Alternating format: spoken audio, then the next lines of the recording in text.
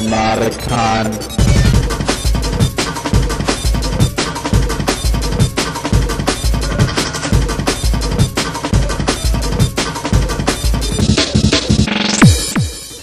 Welcome to the presentation on community radio, which is a look at the legal way that you can do community radio and have your own radio station, get involved in radio, be on the air, without breaking FCC rules, hopefully. Hopefully.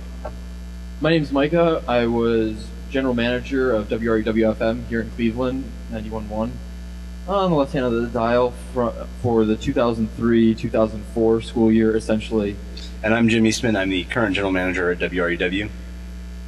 WREW, if you aren't aware of it, was founded in 1946, 47, had different call letters then. I don't... WRAR.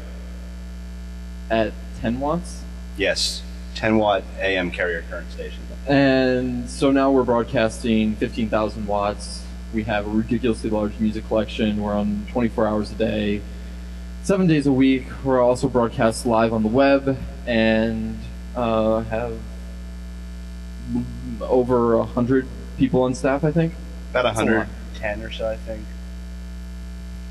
But anyhow, in doing this, we've managed to collect a bunch of information that we figured we'd share on where community radio is now and what the opportunities people have to get involved in community radio.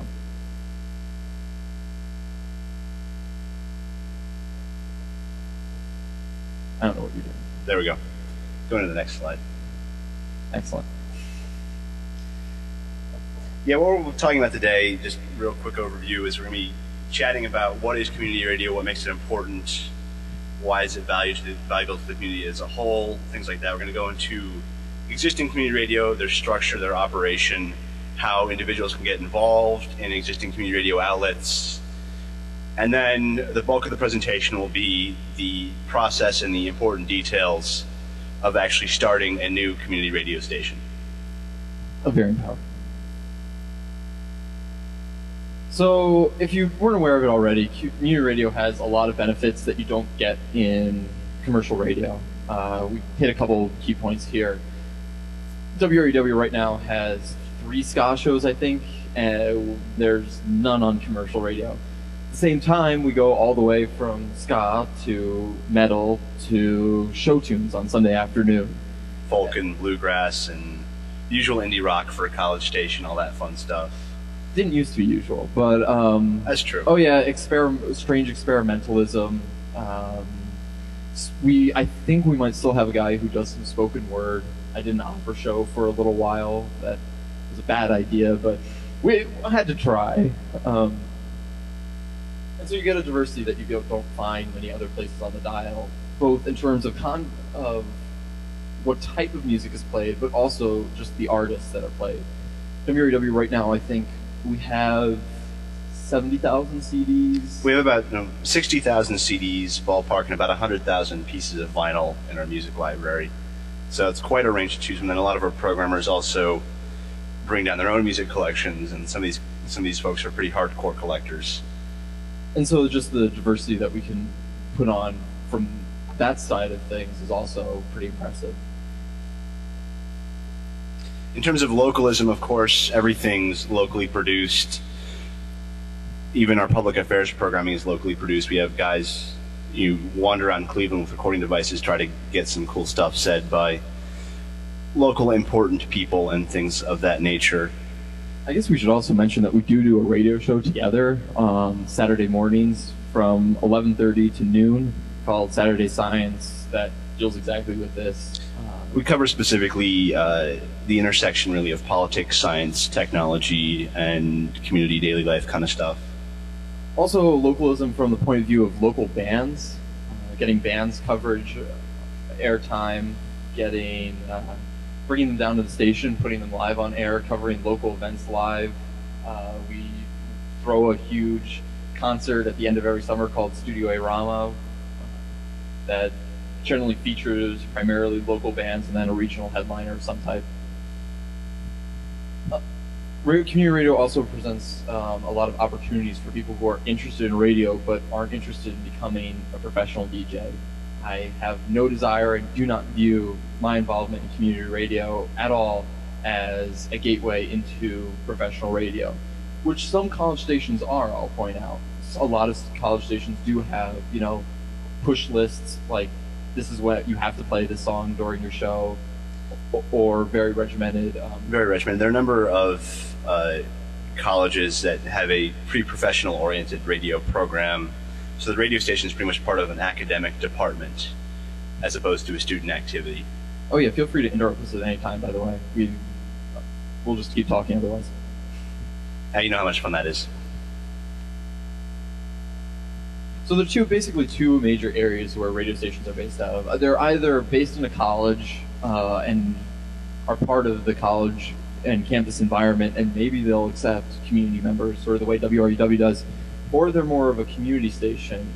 They're public radio stations that aren't necessarily an NPR affiliate that carries local programming or does their own thing. Generally owned by like a non-profit organization formed specifically for the purpose of the radio station. Things of that nature. And they each sort of have their own focus, I'd say. College stations generally follow whatever structure is in place at the college, gets funding from the student organizations, might be forced to cover college sporting events, things like that. Colleges exert more or less control over them, and or limit more and less community involvement and alumni involvement. WRUW sort of, I think, is a bit of a hybrid and is actually more of a community radio station than a college radio station, simply because we get money from the university, but our operations tend to be fairly independent of the university. Community radio, there's like Portland Public Radio, I believe. There's Portland, there's a couple other spots, and with the growth of LPFM over the past 5 years, a number of sort of community-based low-power stations have sprung up in certain key areas. Pennsylvania, I believe, Maryland, Michigan. Anyone here from New York State area or New York City area, vaguely? No? Oh, if you're in the area, you're too far that way on the map. Okay, well, listen to 91.1 in that area. That's WFMU, which is often brought up as the model of sort of a community radio station. They play ridiculous eclectic music. There's one show where the guy only plays recordings that he's found at garage sales. Like, he'll pick up someone's old family tapes, and you get very bizarre, but also very interesting. And it's the type of thing that you can't do on commercial radio. They're 100% listener supported. They may receive a couple grants, I'm not positive. But I think they do, actually, yeah. But it's the key difference here between community radio and commercial radio is that while community radio does have to exist with a bottom line, the bottom line isn't driving the programming. It's not sales oriented. It's not. If anyone thinks that Payola is gone, you're sadly mistaken. Still very, very much exists. The new game, if no one's followed it, Payola was the policy of, you know, a music distributor could pay a radio station to have the song played more. Well, the new game is just buy ad time and have it played that way, and you're required to put a little mini announcement, but it sounds just like you're announcing the song to most people, so you can still pay radio stations to have your song played if you really want to. It's an interesting little scam that will pretty much keep going no matter what they try to do to get rid of it. But anyhow, so they all have different structures. WRUW, the internal structure is there's an executive staff, which is a mix of students and community members. Community members I'm basically defining as older people, a lot of alumni, but also a lot of people who just came and got involved in the radio station independent of having any university affiliation. It's basically a catch-all category for people who are not currently students at the university but are still involved with the radio station there. And so we have the executive staff, and then there are programmers. Anyone who is interested in getting involved, there's a training program that people get sent through, but once you're done with that, WRW considers you to be a full programmer. Most other radio stations have a similar type of policy in place, more or less depending on how they feel they have availability for time slots. WRAWR policy is take everyone, worry about scheduling later, mostly. Yeah, we basically do a schedule on a semester-by-semester basis, and our format is really everyone who's on staff is qualified to apply for a show, and then we review that. Some stations have a more rigid format where they are looking for people to fill specific slots, specific formats, things of that nature.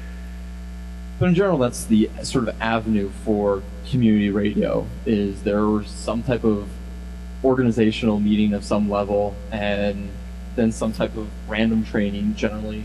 Key thing is making sure everyone knows what the FCC policies are and what will get you fined, because the radio station isn't the only one at risk. Individual programmers can get FCC fines as well for breaking rules. And in a lot of situations, the FCC will actually issue the fine both to the on-air DJ and to the radio station.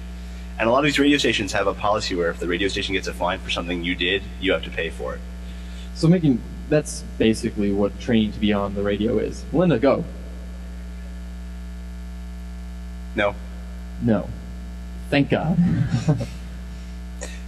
Okay. Most FCC fines are at least a couple $1,000s. And they've been going up, depending on what the fine is, particularly if you break...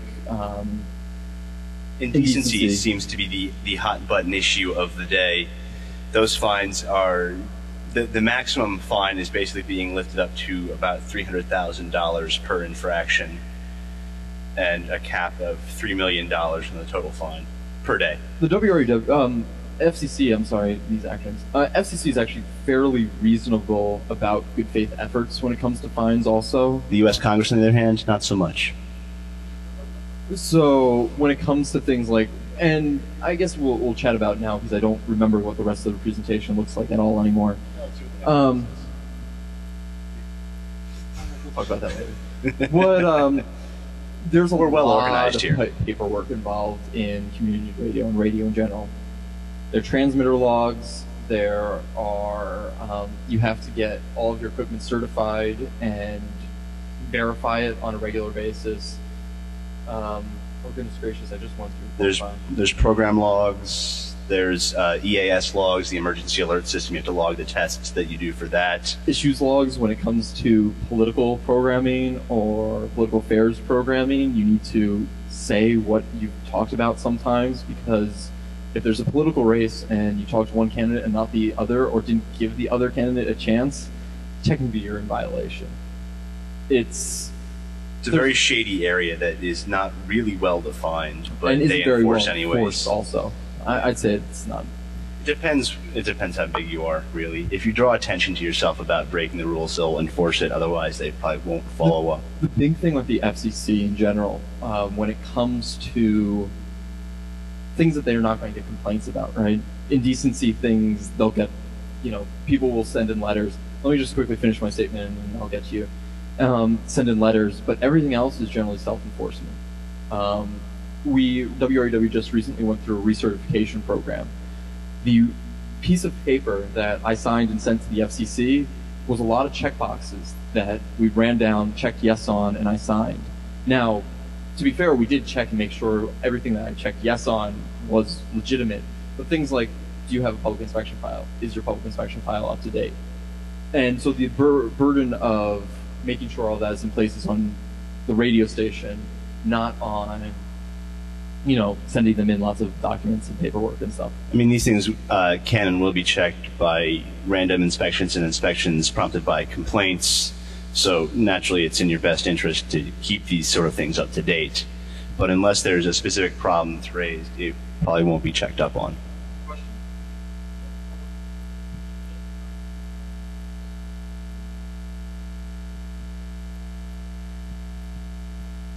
Okay, if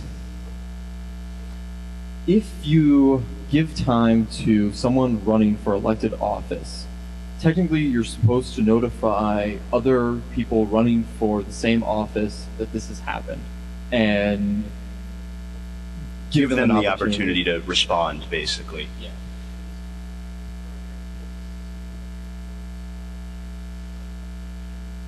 It's purely an election issue. It is. It used to be, there used to be an FCC rule for the equal time on issues, and they did.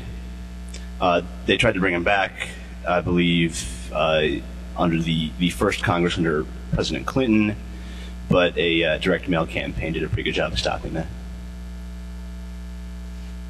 So we've talked a little bit about a lot of the issues in doing radio. It's just paperwork, though, when you get down to it. It's not an insurmountable amount that you need to go through. And it is possible to get your own radio station started in one way, shape, or form. Isn't this just the entry slide for Home Punch More? I believe so. Let's see what's next. Ah, yes. Low Power FM is a pretty recent thing. It was first as pioneers a concept really by the FCC 5 years ago. This is a carryover, actually, of many, many years ago. There existed what was called a Class D broadcasting radio station, which is a small 10-watt radio station generally owned by a non-commercial entity designed for more experimental radio purposes, not professional kind of thing. And then during the whole deregulation of the 1980s, they got rid of that class structure. Any station that existed under that class structure still exists under that class structure, but no new licenses were issued under that class structure. Then more recently, in 2000, the FCC floated the LPFM idea and wanted to get a sort of a pilot program going to try it out, see how it worked exclusively as a non-commercial broadcast medium, and issued some sort of provincial licenses that had the National Association of Broadcasters rather fearful. And so the National Association of Broadcasters went to Congress. Let me interrupt you for a second. If you haven't, LPFM is low power FM, really low, and so lower entry costs. We're talking, when I say low entry costs, it's still $10,000 to get a radio station started. What's the power range? Low power FM is defined as 100 watts or less, so it's an improvement over the Class D license structure. Also, looser paperwork and filing requirements to make it easier for community groups to get into the radio market and start their own things. And for reference, that 100-watt power limit will basically get you a 4 to 6 mile broadcast radius. Depending on height. Depending on height, depending on a number of other factors that affect the wonderful, wonderful, fun world of radio frequency. But that's the general ballpark, small community areas, small cities, things like that. But you wouldn't say hit the entire Cleveland market with a low power FM signal. You'd hit a small portion of it, the downtown area, the west side, something like that. You can see from the background on our lovely presentation where WRW's 15,000 watts gets it. I have no clue how it would scale back when it was 100. And that's not entirely accurate. That's basically a technical map. There's some variation on that based on terrain factors that weren't accounted for. So don't count that for accuracy. So low power FM basically was a way for community groups to get into the radio market really easily. But what happened then, Jim? Go. Okay, this is my rant now against the National Association of Broadcasters, and in many ways also the Corporation for Public Broadcasting, because they really drove this idea as well. They basically shat themselves over low power FM and went to Congress and said, hey, these guys could, interfere with us. Yeah, we'll go with that. Interfere with us in terms of broadcast. So clearly, no LPFM station should be allowed to exist within 3 channels of any currently existing broadcast station. There was born the third adjacent rule.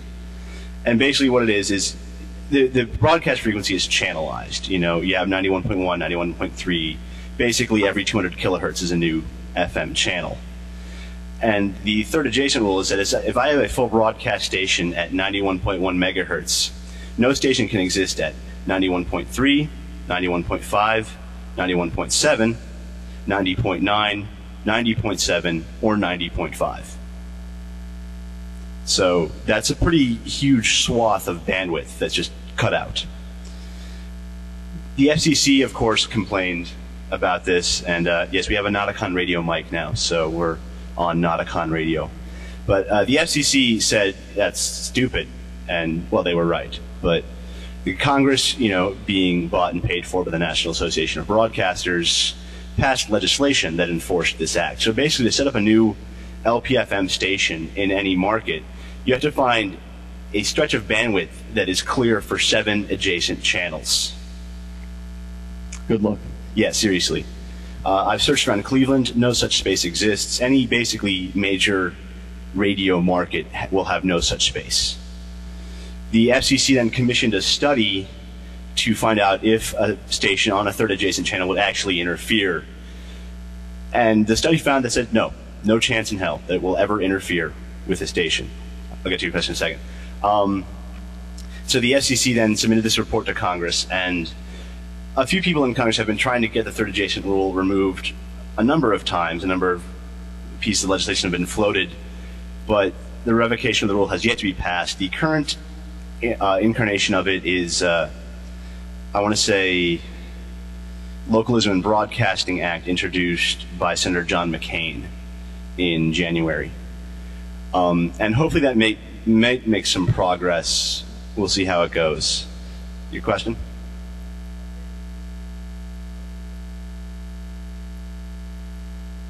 Yes. You're bringing up logic. But see, they were licensed. Yes, logically it doesn't make any sense. The technical explanation there is that they were licensed in existence before the 3rd adjacent rule was written and enforced. So by nature of being pre-existing, they were allowed to remain in existence. Yes, although very few new commercial licenses have been issued in the past 5 years. Basically, commercial licenses are issued every so often. The FCC will have an auction. If it finds a stretch of bandwidth in a particular market, they'll say, hey, we'll have an auction off this bandwidth. And all the big broadcasters show up, Clear Channel, Infinity, et cetera, try to get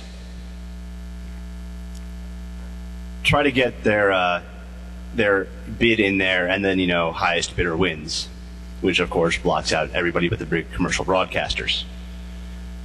If anyone's been paying any attention to HDTV, this is why the FCC is really, really looking forward to pushing them off of that bandwidth into HDTV so that they can re-auction off that band of the spectrum. Yeah, that's a whole other issue. The U.S. budget makes that like a bandit on bandwidth auctions. And generally the consumer loses because it closes down. Suddenly there's no longer space for community involvement. Remember that most commercial radio stations are working off of, computerized jukebox system essentially, with a limited library, I'd say. Many of them are even driven off of a nationally centered program list. So a lot of commercial radio is just driven by a centralized national broadcaster. Okay, we can talk about this for a while too. Indeed. So, we've talked briefly about what you need to transmit. I meant drop that $10,000. Simplest setup that you could possibly have to do a radio station, right?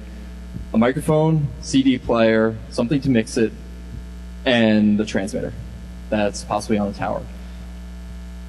First, however many things I said are pretty cheap and commodity type items, transmitters are expensive. The reason that they're expensive is because you have to license them through they have to be FCC licensed, and you have to bring in technical people to ensure that you're not infringing on anyone else, that you're not violating any, they call it environmental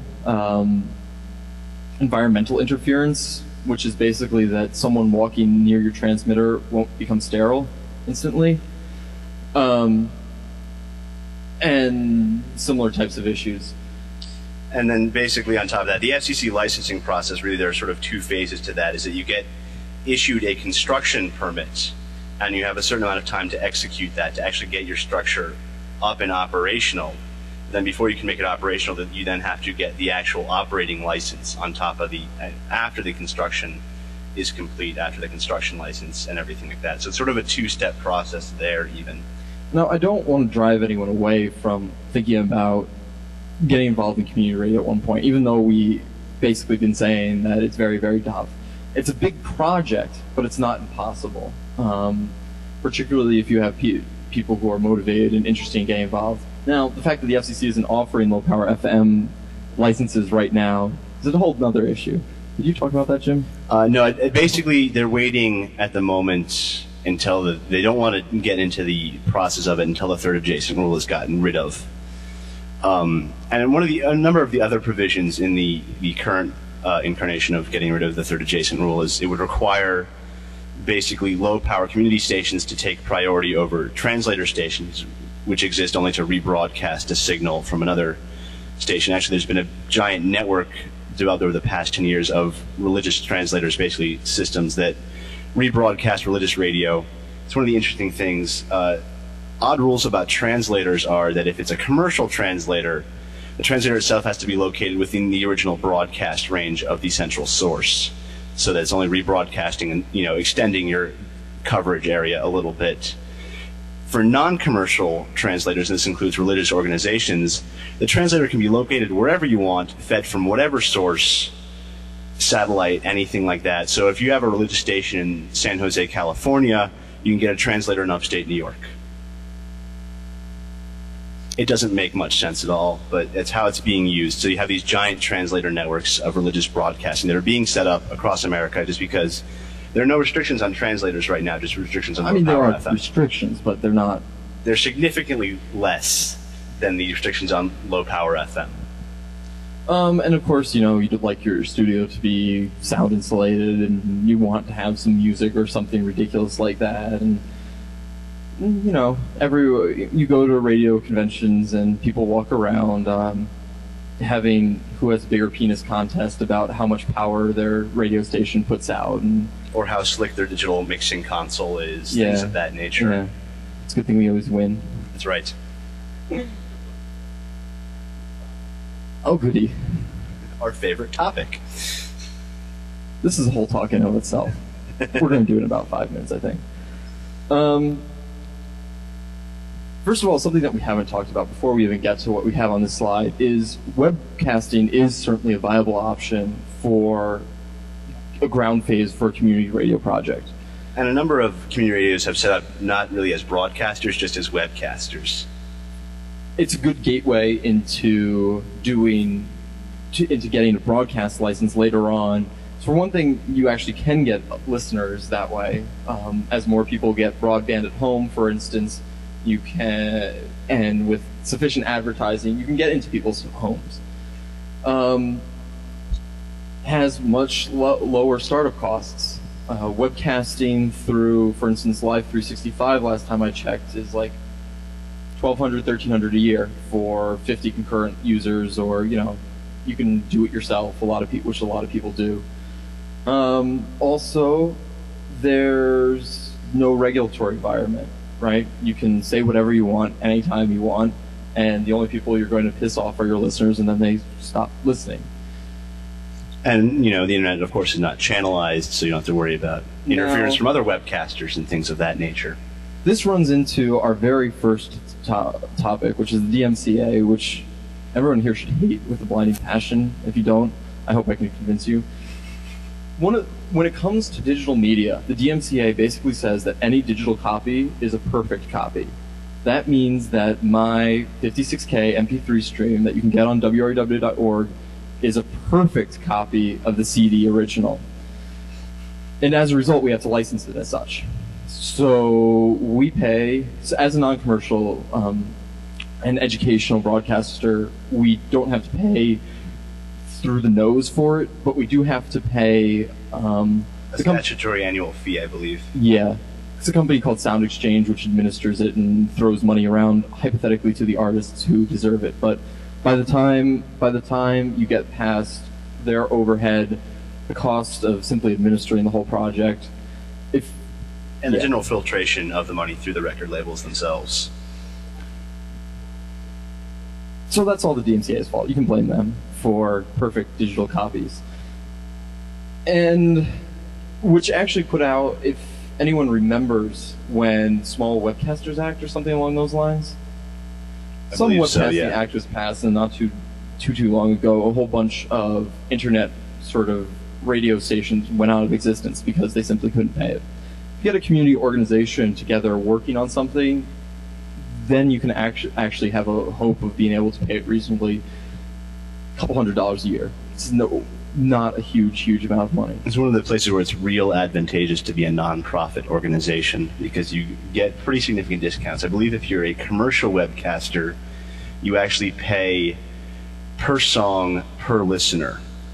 Yeah, which obviously requires you to record per song, every single song you played, which is impossible at WRUW. I talked to some vendors at a convention about what would it take to build a catalog of everything we have.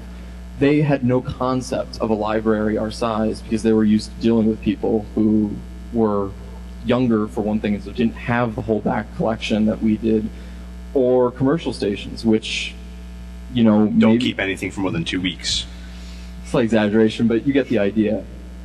Now, before I run away and say that you only have to, that there weren't any other costs in terms of music, you do need to pay to license the music on top of the digital perfect copies that you're making all over the place. 3 major organizations, ASCAP, BMI, and CSAC, represent artists in the United States and Europe, and we pay them licensing fees every year. Even if you're just webcasting, still need to pay them. I mean, this is basically a carryover of broadcast radio stations have been doing this for decades, basically. When the thought of broadcasting music first came up and the license holders threw a hissy fit and the statutory fees were induced that way. It's a perfect analog copy. Right. Not at all modulated or anything. But basically the whole idea is that that's a carryover then, is that you license the music first of all for broadcast, and then you license the digital copy on top of that. For broadcast radio stations like RUW, we're already paying for the music license anyway, so we don't have to pay that again. We just have to then add on the digital copy license for the webcast. That too, as an educational nonprofit, is a couple $100 a year. It's yeah, I believe through all 3 organizations we maybe pay $700 a year. Something on that order. And they're it's a whole ridiculous scale that they have in place to set up how you pay, how much money, and based on listeners and broadcast power and things like that. Some of them are really sneaky too. CSAC sends you bills for things that you don't need to pay on the hopes that you pay them anyway. CSAC is European artists, I think. I believe so, yes. So it's hilarious. Do you have a question? Yeah, so Okay. when you get down to it, it's roughly $1,000 a year just in music costs that are associated with it. I mean, obviously, on our show, we do use pretty much exclusively Creative Commons licensed works because we like putting up archives of our shows and want them to be around forever. And when we use CC'd music, there's no chance of a license holder coming and saying, you have our music online, you can't do that, or something like that. Basically, yeah. We have a number of organizations that are basically all linked off the Creative Commons webpage that we go to pretty regularly for, in my opinion, a rather good selection of music. And you can build a whole radio station on that if you so desired. We've touched on a lot of the other... The U.S. Congress and the FCC sort of have this, I don't know, turf battle on a regular basis. The FCC says what is technically a good idea, and then the Congress goes and legislates the exact opposite. We mentioned that with third adjacent rule, but that's basically because whatever is technically a good idea is in opposition to the sales and marketing interests of the National Association of Broadcasters, which represents primarily commercial radio broadcasters. And so they just funnel money to Congress and get whatever they want passed. I'm not self-righteous about this at all, clearly. But let's move on. Question.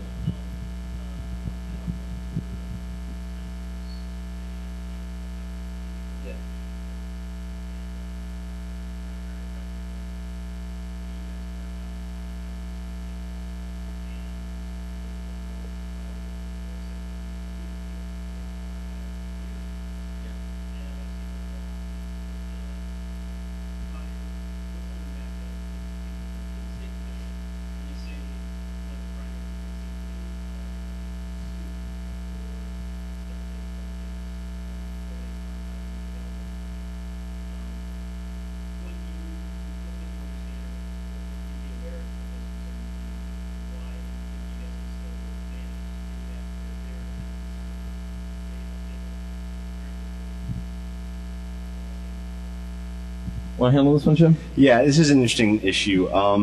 You can license archives on top of the digital rebroadcasting. And actually, the digital rebroadcasting itself, the Sound Exchange base fee, will cover a certain archive limit. Basically, it's in 5-hour segments and can't be up for more than a day. I don't remember the exact requirements are, but a certain amount of archiving is covered in that, and then you can license additional archiving. Most people do it by flying under the radar and hoping they won't get noticed. Let me clarify that just slightly before you all go and call the license holders on poor WREW. But I didn't say we. I said most people. Good. The general state of things right now is when the bargain got set up for how much webcasting would cost, it was through the CARP process. I don't remember what that stands for anymore. Basically, you have to pay $100,000 to be at the table. So college broadcasters, and we do have an organization that represents us, couldn't begin to afford it. So we kind of like went and talked to NPR and were like, please, here's our issues. Talk to them for us. And so what happened basically, and now we've got the restrictions on webcasting actually pretty ridiculous. I'd actually argue that no college station follows 100% of them, because there are restrictions like how often during an hour can you play a certain artist, how many tracks can you play from a single CD, and it's like one. You can play an artist once an hour. And many of these restrictions are just simply unenforceable. You have to have real-time updating of exactly what you're playing on the air right then, which is a great feature. We're working at WREW on implementing it, but we don't have it yet.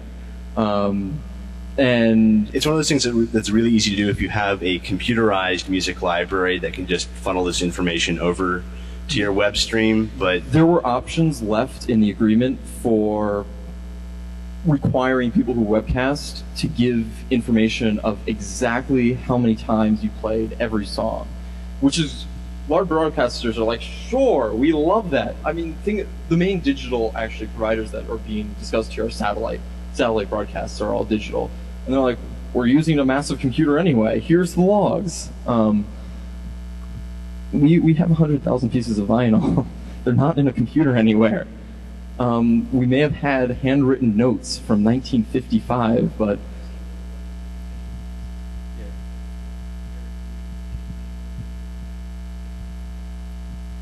yeah, so what a lot of college stations are doing is we're putting in a good faith effort to comply as much as we possibly can. We're paying you the money that you've asked from us. We're doing our best. And particularly in terms of if it came down to it, if they sent us a cease and desist order and said, we don't like what you're doing, it would stop.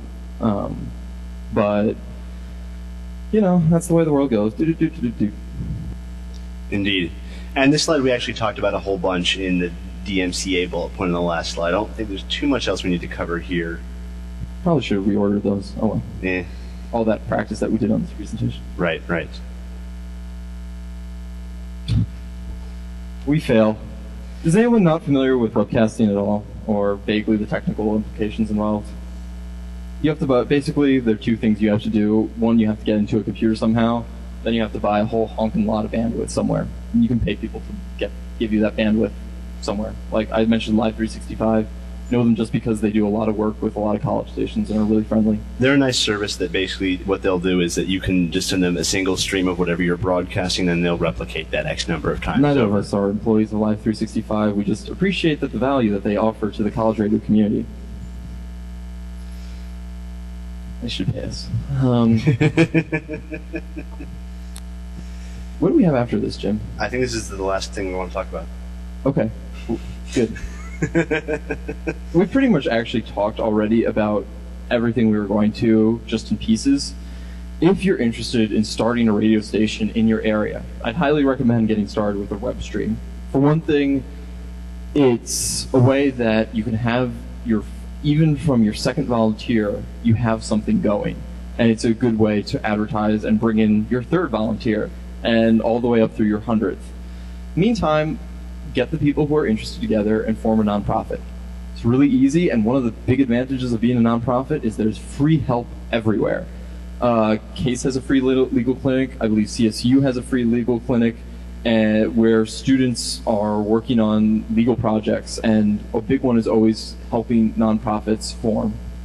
Additionally, a lot of business schools will do stuff as well. They often have sort of nonprofit management programs that will work in conjunction with the law school generally to get these sort of things set up.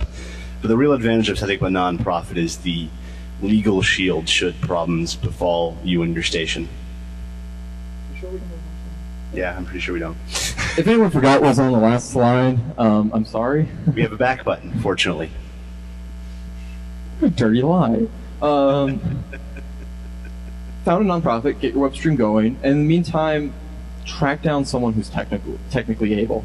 You're not going to be able to do it 100% without technical support from someone who knows how to do broadcast. There are a lot of people, if you're in a major market, there will be people who have the skill set, and maybe they'd be interested in getting involved in a community radio effort and would donate their time and services. To name specifically a few key resources, most major areas have a local chapter of the Society of Broadcast Engineers, and these are basically grown-up techno geeks who have fun playing around with radio equipment, and they love doing whatever as long as they get to play with radio. So they're good folks to get in touch with. They'll probably help you out, things like that. Also, there's a consulting group based out of Philadelphia that exists basically to help community radio stations get started up. I believe it's Prometheus Radio. I'm not entirely sure about that. Another organization that's not paying us, but should be. But they exist primarily to help community radio stations get started up, get set up, deal with the technical considerations and things like that. Let me see, where was I? The next thing you probably want to do from there is rally the community. There are a lot of people, as I think I mentioned earlier, who benefit from community radio. Local artists, local news organizations, people making local news. Chances are, maybe if you're in a large enough area, your county gives out grants to things that they like to see. Community radio is a great option for that. And there are a lot of community radio is a great way to bring people together, because there's very few people who will say, I hate community radio. They might say, I don't like the programming on station X, but conceptually they might really like it or really want to get involved in good community radio, or whatever you want to call that. Even, you know, bitter political adversaries will get together on community radio because it's an outlet for them to share their views and opinions in a disclaimer-laden environment. Just for instance, on WRUW, we cover the full spectrum of politics mostly. We don't have any neoconservative shows on right now, but and all those people, you know, sitting down in a room and you get them talking, and all they say is how they like that community radio has given them an outlet for this. Once you get started, it's an easy ball to keep rolling because a lot of people have a lot that they can benefit from as a result. Which makes it easier because you can divide up work and divide up the cost of starting up a nonprofit, which is a couple $100s. It's not a huge amount. What else were we talking about, Jim? Once we rally the community, you're going to want to start fundraising efforts, basically, and certainly it's not expensive in the world of radio, but it's expensive in the world of a personal budget to get a station started. So you kind of want to get your presence out there. If you have a logo, a brand, things like that, you can start sort of almost a marketing campaign really to drive a fundraiser to get community support for your community station. And similarly, while doing this, you'll be basically advertising your community station while it's in the process of getting set up. I just think, rough off the top of my head numbers, first year and startup costs, call it 20,000-ish. The startup costs 10,000. If you have an all-volunteer staff, it'll probably pay that again in your first year. So yeah, about 20,000, assuming you have an all-volunteer staff. And then with ongoing operations in the 10,000 neighborhood. Depending how much you expand, things like that, yeah, 10 to 15. Or it could be radically cheaper. I mean, for instance, if you're just doing webcasting, you won't have to worry about upkeeping on your transmitter and things like that, and your costs will be radically lower. And it's a heck of a lot of fun. I have no clue how many people I reach with my show because No one called and gave me money this week. It's telethon week at WRUW when we're asking for money, but good fundraiser. Any questions?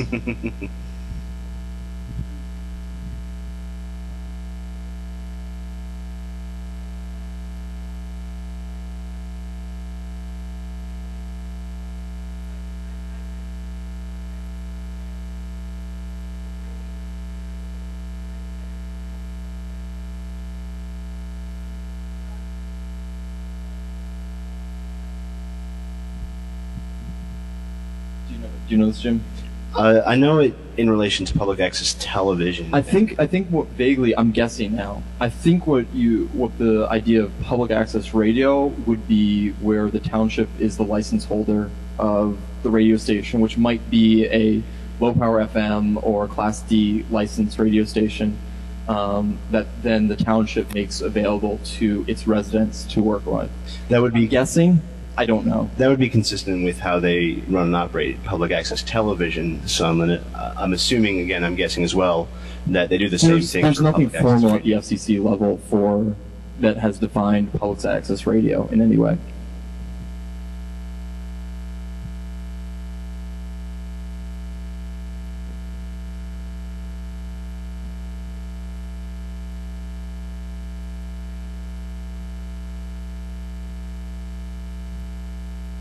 Yeah.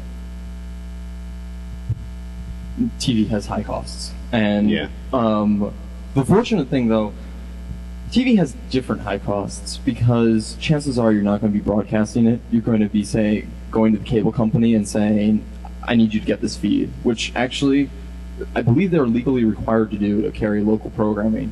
So you say, I'm going to have a feed in this building, take it. So your costs are all equipment and capital costs, as opposed to transmitter costs. A lot of public access television stations do still broadcast. Really? They fall into the sort of broadcast range of television channels. And so, I mean, a lot of them do still broadcast, generally in the VHF band, sometimes in the UHF band. But they do actually get a TV channel. That's a broadcast channel. Who knew? In Jersey, they're all public access is on cable, which is where I grew up, in case anyone was curious. Any other questions? And of course, we'll be hanging around immediately following the talk to chat with people, anyone who's interested. Thank you so much for coming. Thank you.